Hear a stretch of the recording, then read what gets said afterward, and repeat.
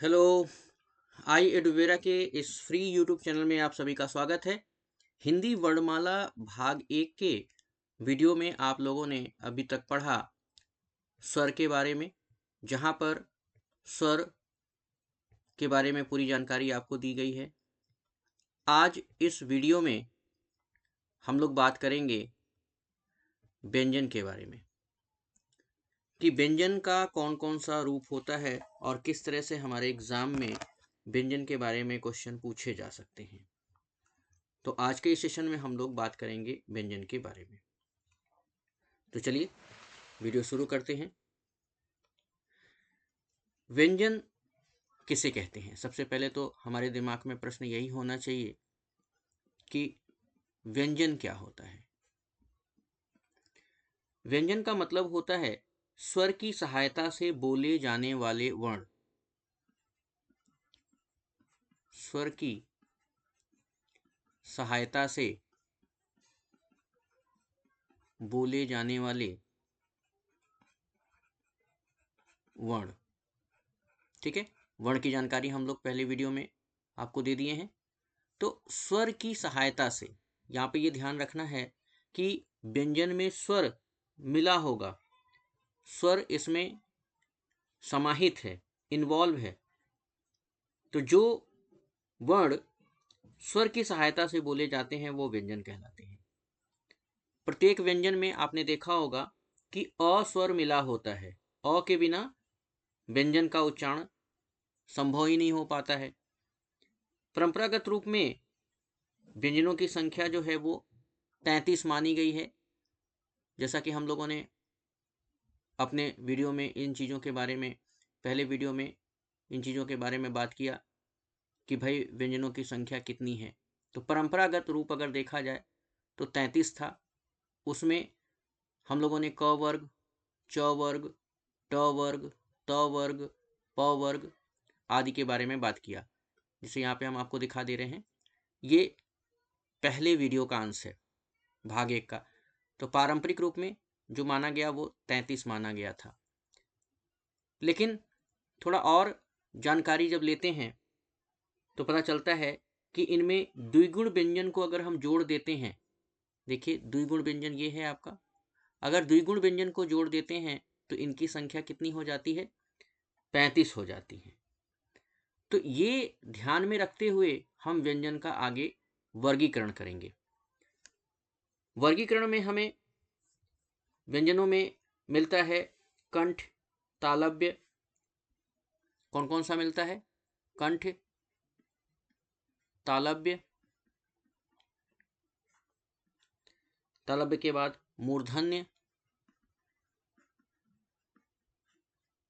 दंत्य और ओष्ठ।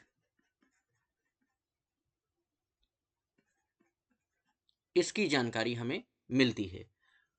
तो ये जो हम लोगों ने बात किया, कंठ, तालव्य, मूर्धन्य, दंत्य और ओष्ठ, ये अस्पर्शी व्यंजन है। यानी अस्पर्श के आधार पर अब हम व्यंजनों का वर्गीकरण करेंगे। तो यहाँ पर इन जो भी बातें यहाँ हो रही हैं वो किस आधार पे हो रही है? अस्पर्श के आधार पर। अब स्पर्श क्या होता है, थोड़ा सा आप प्रैक्टिस करेंगे तो आपको पता चलेगा। ये उच्चारण पर ही सब कुछ निर्भर करता है। तो उच्चारण में कौन सा स्पर्श हो रहा है? कंठ का हो रहा है, तालु का हो रहा है, मूर्धा का हो रहा है, दंत का हो रहा है, या ओंठ का स्पर्श हो रहा है। तो कौन सा स्पर्श हो रहा है उसके आधार पर कौन कौन से वर्ण जो हैं कंठ कहलाते हैं, कौन से वर्ण तालव्य कहलाते हैं, कौन से वर्ण मूर्धन्य कहलाते हैं, कौन सा दंत कहलाता है, कौन सा ओष्ठ कहलाता है। इसके बारे में हम अच्छी तरह से समझने के लिए एक ग्राफ बना लेते हैं। तो सबसे पहले जानते हैं कंठ के बारे में। कंठ जो वर्ण हैं वो कौन कौन से हैं, तो उसके पहले जान लें कि उच्चारण में स्पर्श कहाँ होगा। उच्चारण में स्पर्श कहाँ होगा? कंठ में। स्पर्श कहाँ होगा? कंठ में। अब कौन कौन से वर्ण हैं? क, ख, ग, घ, अंग। जब आप बोलेंगे तभी आपको पता चलेगा कि इसका स्पर्श कहाँ हो रहा है। देखिए, याद करने में रटना नहीं है आपको, केवल आंख बंद करके उस चीज को अनुभव करना है। जैसे हमने कहा कि क कौन सा किस वर्ग का व्यंजन है, तो आप क जैसे बोलेंगे तो थोड़ा सा, ये नहीं, मन में नहीं बोलना है आपको, आवाज निकालते हुए बोलना है। जब क बोलेंगे तो ऐसा लगेगा जैसे गर्दन में से आवाज आ रही है, गर्दन के अंदर से आवाज आ रही है, वहीं पर हमारा कंठ विराजमान है, तो कंठ से आ रहा है। ख बोलिए, ख, ग बोलिए, घ बोलिए, अंग बोलिए, तो ऐसा लगता है जैसे हमारे गले के अंदर से ये आवाज उत्पन्न हो रही है। तो ये आपका कहाँ स्पर्श कर रहा है? कंठ पर स्पर्श कर रहा है, इसलिए इसे कंठ वर्ग में रखा गया है। ठीक है, क्वेश्चन भी आपके इसी के अनुरूप पूछा जाएगा कि भाई क जो है वो किस वर्ग का है, तो आप बता सकते हैं क जो है वो आपका कंठ वर्ग का है। तालव्य में, तालव्य वर्ग में जो है स्पर्श कहाँ मिलता है? तो तालु में। अब तालु बहुत लोगों को नहीं मालूम होगा, ठीक है, तालु बहुत लोगों को नहीं मालूम होगा, तो सबसे पहले तालु समझिए। जब आप मुंह के अंदर देखने की कोशिश करेंगे या स्पर्श करने की कोशिश करेंगे, तो ऊपरी दांत जहां से जुड़ा है उसके थोड़े से अंदर की तरफ जब जाएंगे, आप हाथ ऊपर की तरफ नासिका की तरफ ले जाएंगे, तो वो जो छत है आपके अंदर का, यहाँ हम आपको चित्र के माध्यम से बता दें, जैसे ये मुंह है तो ये आपकी जीभ आई हुई है, ये क्या है? जीभ है। ये आपका दांत है, ठीक है, ये दांत है। तो ये जो ऊपर वाला भाग है, ये ऊपर वाला भाग ये कहलाता है आपका तालु। ये क्या कहलाता है? तालु कहलाता है। तो तालु से स्पर्श करने के बाद आप जिस वर्ण का उच्चारण करते हैं वह कहलाता है तालव्य वर्ण। अब जब आप स्पर्श करेंगे तो एक अलग सा उसमें टंकार की तरह लगेगा। अब मुंह से बोल के देखिए, जैसे इस वर्ग में कौन कौन से वर्ण आते हैं? च, छ, ज, झ, इय। आपके जीभ का अग्रभाग जो है वो कहाँ स्पर्श कर रहा है? तालु को स्पर्श कर रहा है, ठीक है, तालु को स्पर्श कर रहा है। अब जब तालु को स्पर्श कर रहा है तो ये कौन सा वर्ग हो गया? तालव्य वर्ग हो गया।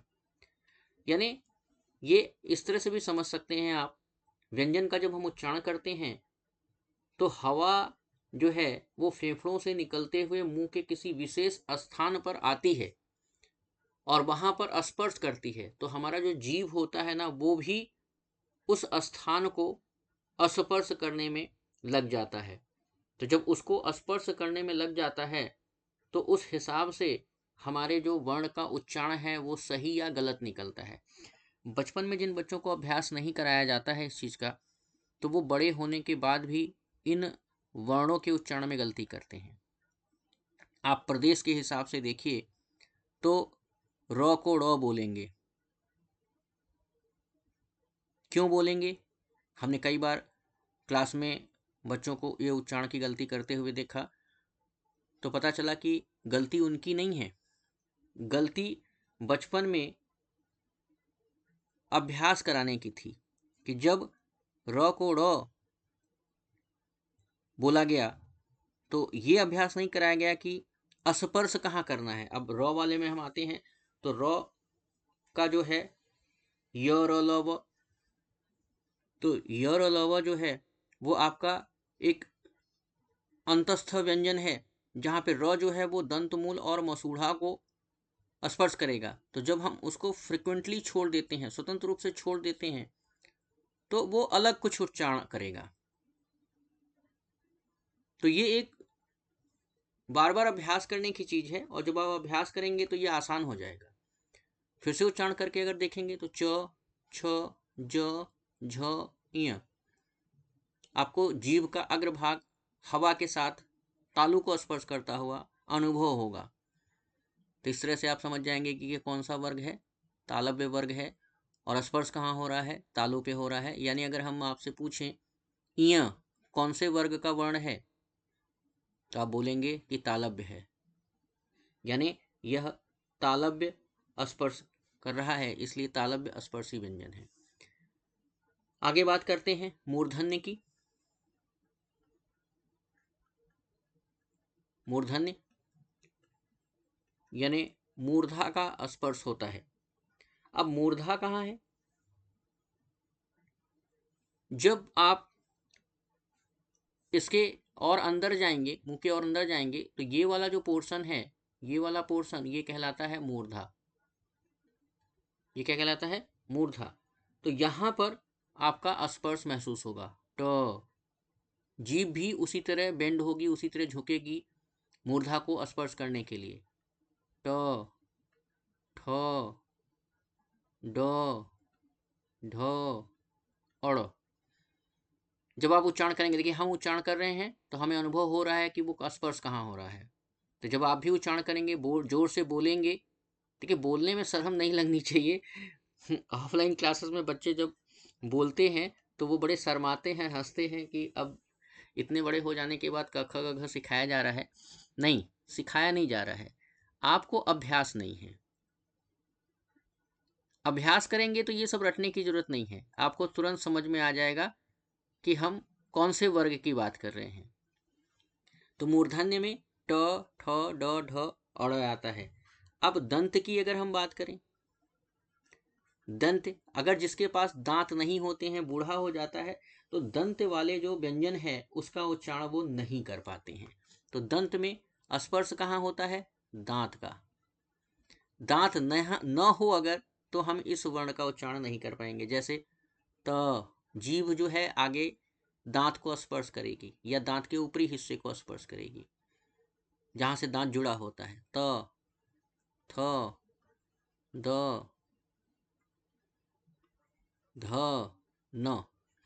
अब कल्पना करिए कि आपके पास दांत ना हो, या छोटा बच्चा जिसका दांत अभी ना आया हो, या वो छोटा बच्चा जिसका दांत टूट गया हो, दूध के दांत टूट गए हो, उनसे इन वर्णों का उच्चारण कराइए, नहीं कर पाएगा, क्योंकि दांत है ही नहीं। तो स्पर्श जब नहीं है तो वो वर्ण नहीं निकलेगा, वो ध्वनि नहीं आएगी। अब बात करते हैं ओष्ठ की।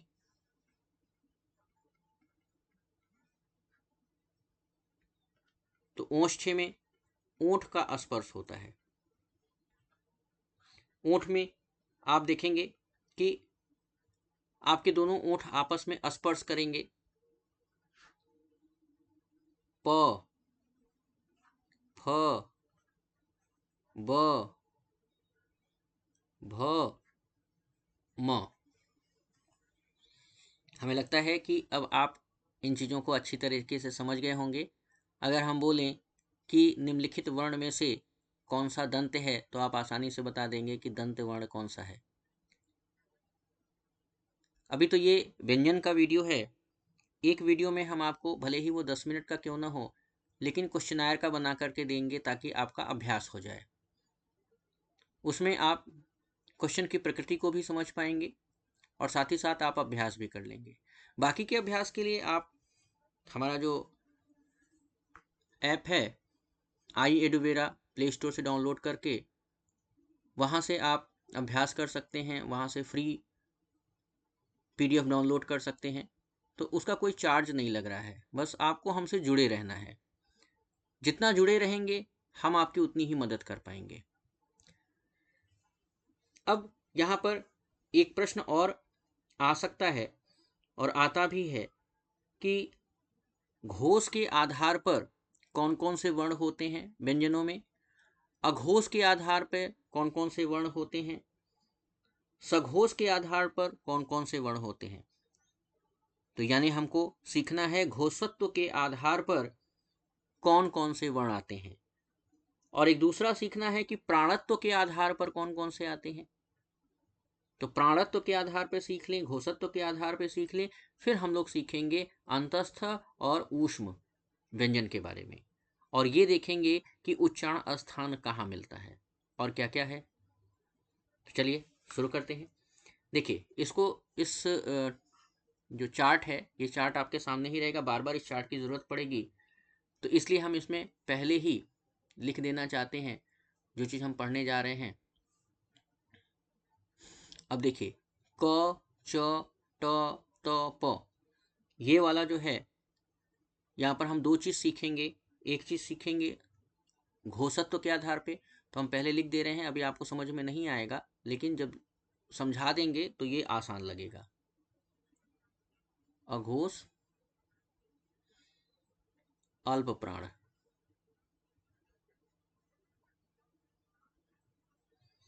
यहाँ पे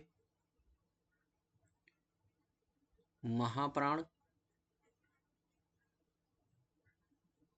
अघोष, ग ज ड द ब, ये कौन सा हो गया? ये हो गया आपका सघोष अल्प प्राण।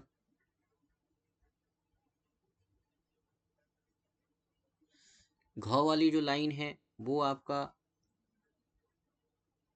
महाप्राण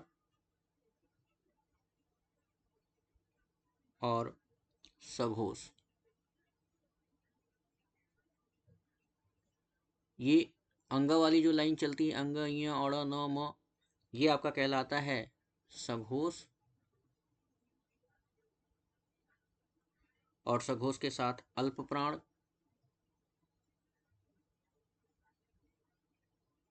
और नासिक्य। ठीक है, तो ये आप इसको नोट कर लीजिए। देखिए वीडियो देखने से कुछ नहीं होने वाला है, आप कागज और कलम लीजिए और नोट्स बनाइए। पीडीएफ तो आपको हमारे आई एडुवेरा के ऐप पर मिल ही जाएगा, तो आपको वो दिक्कत नहीं होने वाली है। जब तक हम हैं तब तक आपको कोई दिक्कत नहीं होगी, लेकिन आपका कॉपी में अगर नोट्स बन जाएगा तो आप इसे कहीं भी दोहरा सकते हैं। हम आई एडुवेरा पर ये सारा वीडियो एक प्लेलिस्ट बना करके डाल दे रहे हैं। आप कभी भी हिंदी पीसीएस के नाम से जब सर्च करेंगे, या आप तुरंत हमारे चैनल पे जाएंगे, तो वहाँ पर आप सीधे प्ले लिस्ट में जाकर के ये सारा वीडियो देख सकते हैं। तो ये नोट कर लीजिए, अघोष अल्प प्राण, अघोष महाप्राण, सघोष अल्प प्राण, सघोष महाप्राण, सघोष अल्प प्राण, नासिक्य। अब ये क्यों लिखा गया है, इसकी चर्चा हम आगे करते हैं।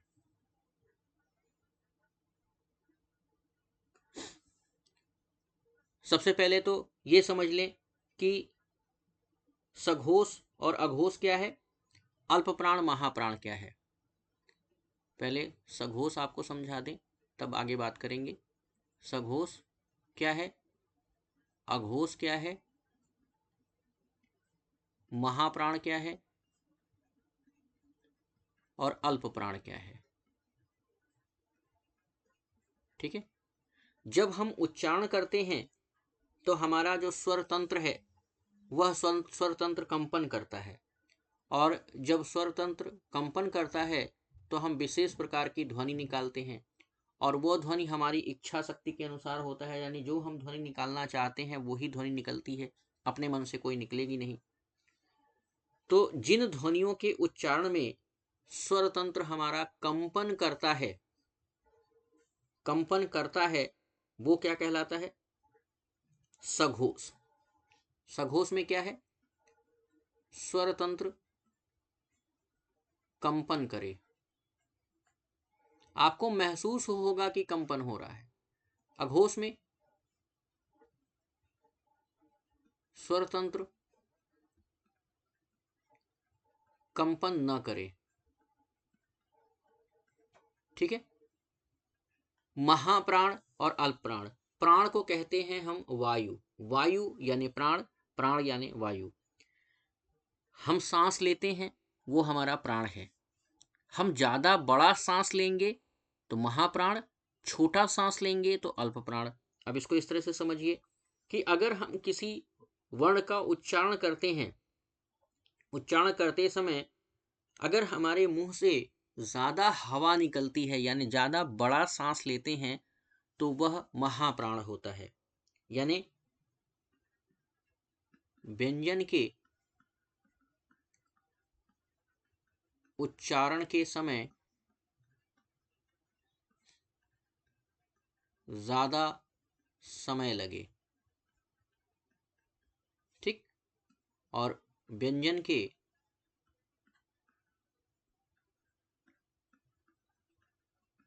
उच्चारण के समय कम समय लगे, ठीक है। अब ये जो समय लगता है ये हमारे श्वास पे निर्भर करता है। अगर हमारी सांस फूलती है तो हम महाप्राण और अल्पप्राण व्यंजन का उच्चारण नहीं कर पाएंगे, क्योंकि जहां पर ज्यादा श्वास की जरूरत पड़ेगी वहां पे हमारा कम श्वास रहेगा, तो ये गलती होने की संभावना होती है। लेकिन अमूमन बातचीत में ये पता नहीं चलता है, बस हम सीधे कहते हैं कि भाई उसकी सांस फूल गई इसलिए वो बोल नहीं पा रहा है, ठीक है। तो कौन कौन सा ऐसा वर्ण है व्यंजन में जो सघोष है, अघोष है, महाप्राण है, अल्पप्राण है, तो इसीलिए हमने इसको लिखा था। एक बार फिर से आप देख लीजिए। अगर हम क का उच्चारण करते हैं तो क के उच्चारण में हमें कम सांस की जरूरत पड़ती है, तो अल्पप्राण हो गया। और क के उच्चारण में हमारा जो स्वर यंत्र है उसमें नाद यानी कि कंपन नहीं होता है, तो अघोष है। लेकिन वहीं पर घ बोलिए, घ बोल के देखिएगा तो अंदर जो है आपके गले में एक तरीके से कंपन होने लगेगा, झ ढ ढ भ, ठीक है। और आपकी सांस रुकेगी जब आप इस वर्ण को लगातार बोलेंगे, तो आपकी सांस फूलने लगेगी। क्यों फूलने लगेगी? क्योंकि इसके उच्चारण में आपको ज्यादा वक्त लग रहा है, ज्यादा ऑक्सीजन की जरूरत पड़ रही है, ज्यादा वायु की जरूरत पड़ रही है, जिसके वजह से ये वर्ण सब क्या है? महाप्राण वर्ण है। यानी घ झ ढ ध भ ये महाप्राण है, ठीक है। तो महाप्राण वर्ण और सघोष है। यहीं पे ग का उच्चारण करते हैं अगर आप, तो ग क्या है आपका? अल्प प्राण है, लेकिन कंपायमान इसमें भी होता है। ग ज ढ द ब, ठीक है। लेकिन इसको बोलने में ग बोलने में और घ बोलने में आपको ग जब बोलेंगे तो कम ताकत लगेगा और जब घ बोलेंगे तो ज्यादा ताकत लगेगा। अब प्राण का मतलब ताकत से यहाँ पे जोड़ करके देख सकते हैं आप। ताकत मतलब अगर आप बोलने की ज्यादा ताकत है तभी आप घ बोल पाएंगे। अगर बीमार वाले हालत में है तो नहीं बोल पाएंगे। क्यों? क्योंकि ज्यादा वायु की जरूरत पड़ रही है। तो ज्यादा वायु का मतलब आपके फेफड़े में दम होना चाहिए, तभी आप घ बोल पाएंगे, नहीं तो घ नहीं बोल पाएंगे। तो सही उच्चारण नहीं होगा, बोल तो लेंगे लेकिन सही उच्चारण नहीं होगा। तो यहां पर उच्चारण के आधार पर आप इसको देख सकते हैं। तो अगर हम घोषत्व के आधार पर अगर हम व्यंजन को बांट दें तो कौन कौन से वर्ण जो हैं वो अघोष कहलाएंगे और कौन कौन से वर्ण जो हैं सघोष कहलाएंगे। तो पहला और दूसरा व्यंजन देखिए यहाँ पे पहला, ये देखिए 1 2 3 4 5, यहाँ पे हम नाम लिख दें। या नीचे देखिए 1 2 3 4 और 5। तो देखिए हम कह रहे हैं पहला और दूसरा व्यंजन, पहला और दूसरा व्यंजन। देखिए अघोष अघोष, पहला और दूसरा व्यंजन क्या है? घोषत्व के आधार पर अघोष है। यहाँ पे अगर हम कलर चेंज कर लेते हैं तो यहाँ पर आपको आसान हो जाएगा। ये पहला और दूसरा जो है ये अघोष है, सबका पहला दूसरा अघोष होगा आपका। ये जितना भी होगा सब क्या हो गया? अघोष हो गया। अगर हम कहें कि अघोष व्यंजन निम्नलिखित में से कौन सा है, तो आप आसानी से पहचान जाएंगे कि क ख च छ ट ड त थ प फ ये सब क्या है? अघोष हैं। अघोष का मतलब स्वर तंत्र में कंपन नहीं हो रहा है। लेकिन वही तीसरा, चौथा और पांचवें व्यंजन की बात करें, अलग कलर से हम इसको दिखा दे रहे हैं। तीसरे, चौथे, पांचवें, ये जितनी भी लाइनें हैं, जितने भी वर्ग आपके हैं, सब में तीसरा, चौथा, पांचवा, तीसरा, चौथा, पांचवा, तीसरा, चौथा, पांचवा, ये सारी जो लाइनें हैं, इसमें आपको क्या मिल रहा है? देखिए, घोष मिल रहा है, यहां घोष मिला और यहां घोष मिला, यानी इसको बोलने में हमें नाद उत्पन्न होता है, यानी हमारे अंदर, गले के अंदर नाद उत्पन्न होता है, एक तरीके का टंकार, एक तरीके की झनकार उत्पन्न होता है। इस वजह से ये कौन से व्यंजन है? सघोष व्यंजन है। क्लियर है? समझ में आ रहा है? अगर कोई भी चीज आपको समझ में ना आए तो आप नीचे हमारे कमेंट बॉक्स में जरूर लिखिएगा, ताकि हम उसको वहां पर समझा सकें। ठीक है, अब आइए दूसरी बात कर लें।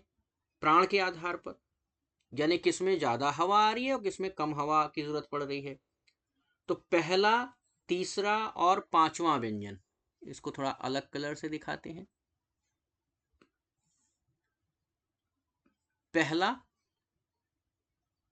तीसरा और पांचवा व्यंजन, ध्यान से देखिएगा। पहला, तीसरा और पांचवा व्यंजन, देखिए क्या है। प्राण के, प्राण देखिएगा, घोष तो हो गया, प्राण देखिएगा, अल्पप्राण, अल्पप्राण, और पांचवा भी अल्पप्राण है। ये देखिए अल्पप्राण लिखा है, अल्पप्राण,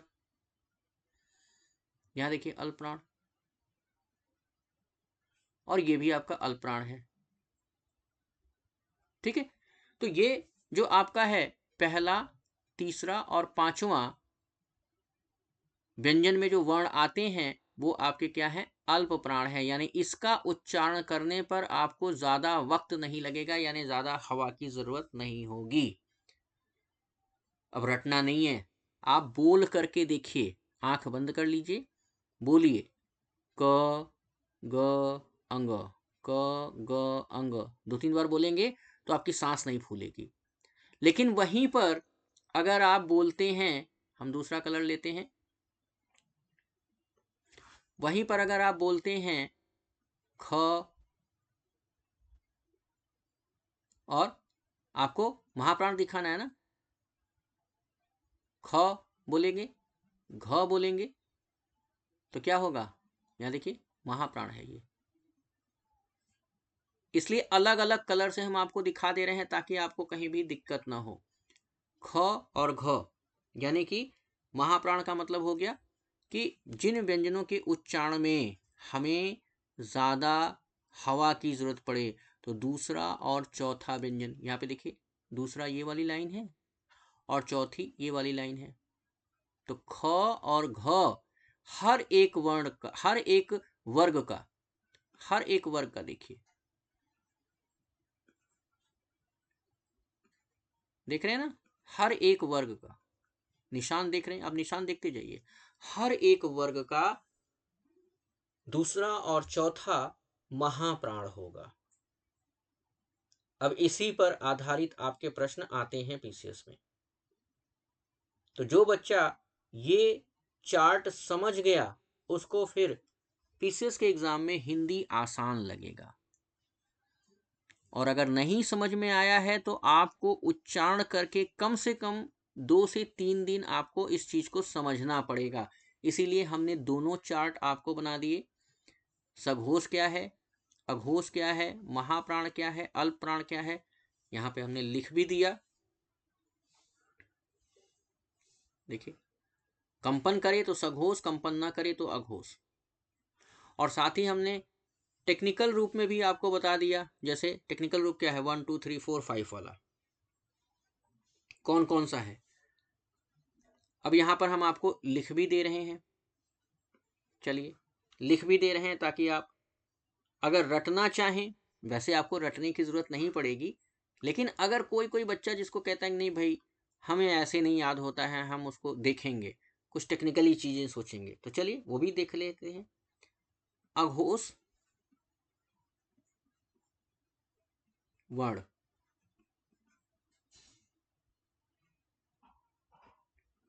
अघोष वर्ण, अघोष वर्ण कौन कौन सा है? हर वर्ग का, हर वर्ग का पहला और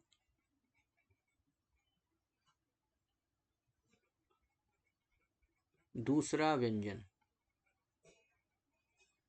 पहला और दूसरा व्यंजन क्या है? अघोष है। एक बार फिर से देख लीजिए, पहला और दूसरा व्यंजन, देखिए रेड से लिखा हुआ है ना, रेड से लिखा हुआ है, ठीक है।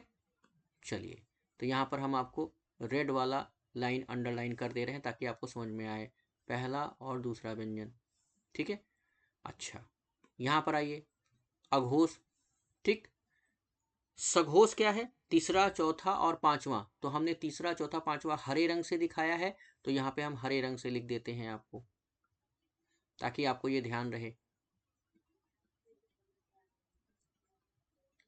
सघोष वर्ण हर वर्ग का, हर वर्ग का, याद है ना आपको, तीसरा, चौथा, पांचवा व्यंजन, ठीक है। हर वर्ग का तीसरा, चौथा, पांचवा व्यंजन क्या है? सघोष वर्ण है। अब आइए, प्राण के आधार पे चेक करें। अल्प प्राण को और महाप्राण को अलग अलग कलर से हमने दिखाया है। महाप्राण को हल्के नीले कलर से दिखाया है, तो हम पहले महाप्राण के बारे में लिख लें कि महाप्राण क्या है। तो कलर हम चेंज कर लेते हैं, महाप्राण,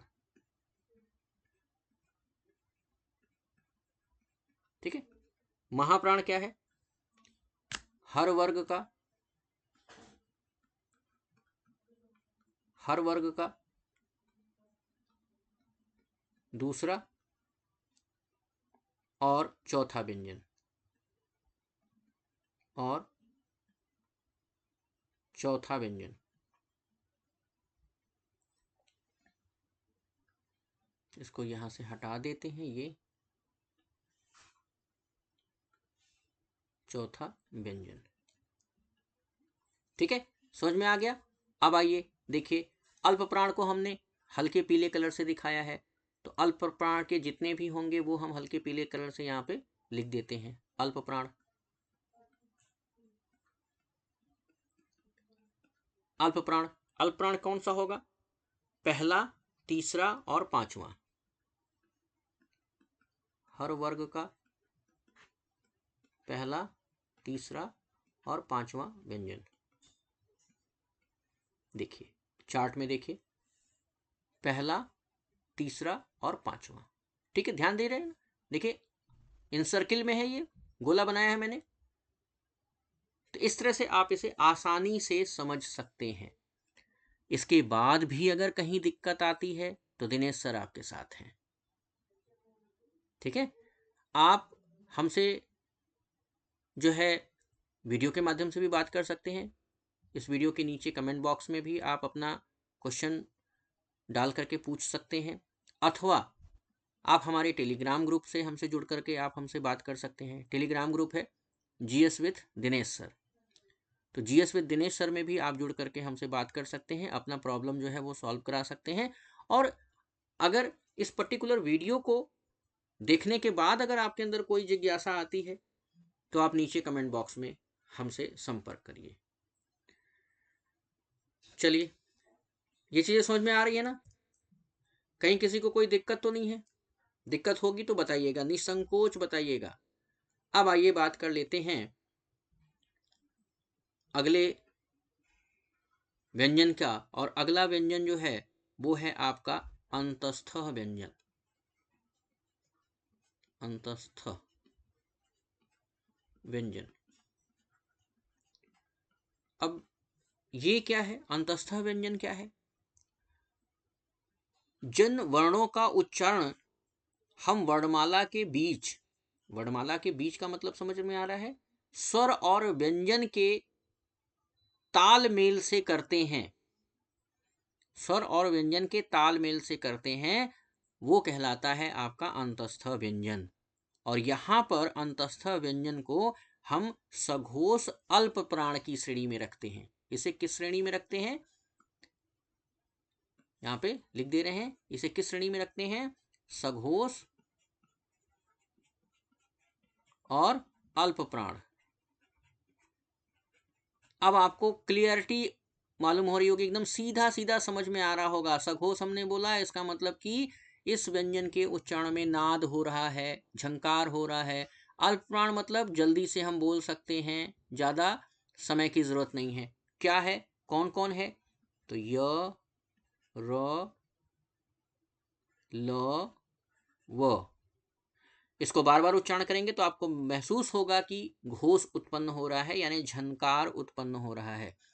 अब उच्चारण का स्थान क्या है इसका? उच्चारण का स्थान का मतलब जब हम इसको उच्चारित करते हैं तो स्पर्श कहाँ होता है?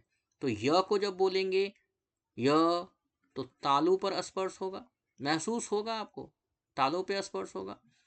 र को जब हम बोलेंगे तो र जो है वो दांत, जिसको कहते हैं दंत मूल, दंत मूल मतलब जहां दांत जुड़ा होता है, दंत मूल के स्पर्श से है। ल का जब उच्चारण करते हैं तो ल जो है वो भी दंत मूल है, दंत मूल स्पर्श कर रहा है। व का जब उच्चारण करते हैं तो व जो है वो आपका क्या है? दंतोष्ठ्य। व दंतोष्ठ्य यानी ऊपर का दांत और ओंठ, ऊपर का दांत और ओंठ। व बार बार बोलिए तो आपका निचला ओंठ जो है वो ऊपर की तरफ उठेगा, तो इसको बोलते हैं दंतोष्ठ्य, दंतोष्ठ्य। ठीक है, इसको क्या बोलेंगे? दंतोष्ठ्य। अब ये क्या है? स्पर्श का स्थान है, स्पर्श का स्थान है। ठीक है, तो स्पर्श के स्थान पर हम इसको बांट सकते हैं तालु, दंतमूल, दंतमूल और दंतोष्ठ्य में। तो ये आपका होगा अंतस्थ व्यंजन। ये एग्जाम में बहुत बार पूछा है। अब एक और है, इसको भी एग्जाम में पूछा गया है। उसको क्या कहते हैं? उसको कहते हैं ऊष्म या संघर्षी व्यंजन। ऊष्म या संघर्षी व्यंजन। ठीक है, ऊष्म या संघर्षी व्यंजन। जिन व्यंजनों के उच्चारण करते समय, यानी अगर हम व्यंजन का उच्चारण कर रहे हैं, व्यंजन का उच्चारण कर रहे हैं तो क्या है? वायु, मुख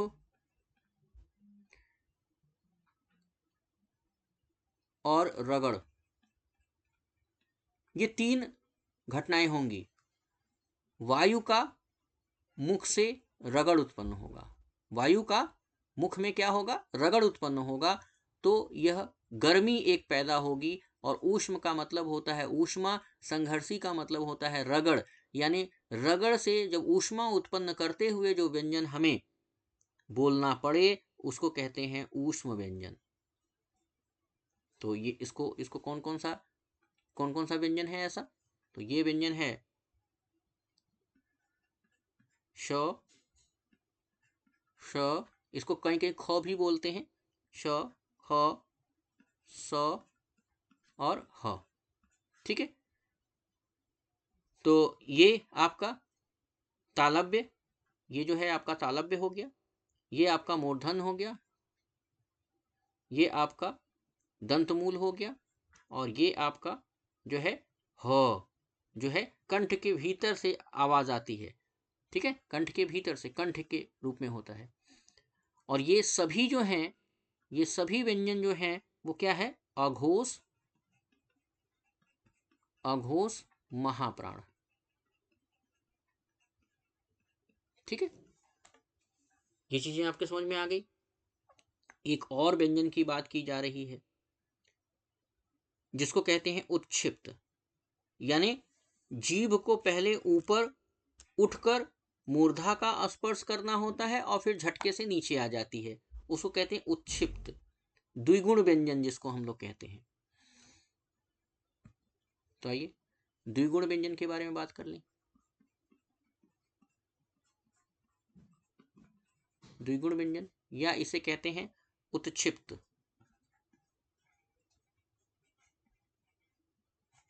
उत्क्षिप्त ये कौन सा है? ये है आपका ढ ढ़, ठीक है ना। ये दो होते हैं, जब उच्चारण करेंगे तो इस तरह का आपका होगा। तो यहाँ पे इसको, ये जो है आपका मूर्धन्य है, मूर्धन्य है और सघोष अल्प प्राण है, सघोष अल्प प्राण है। आप बोल के देखिए तो आपको पता चलेगा। ढ यहाँ पे देखिए बिंदी है, ठीक है ना। तो ढ जो है ये कौन सा है? ये आपका है मूर्धन्य। सघोष है कि अघोष है? तो पता चलता है सघोष है, ठीक। और अल्पप्राण है कि महाप्राण है? तो पता चलता है कि यह महाप्राण है।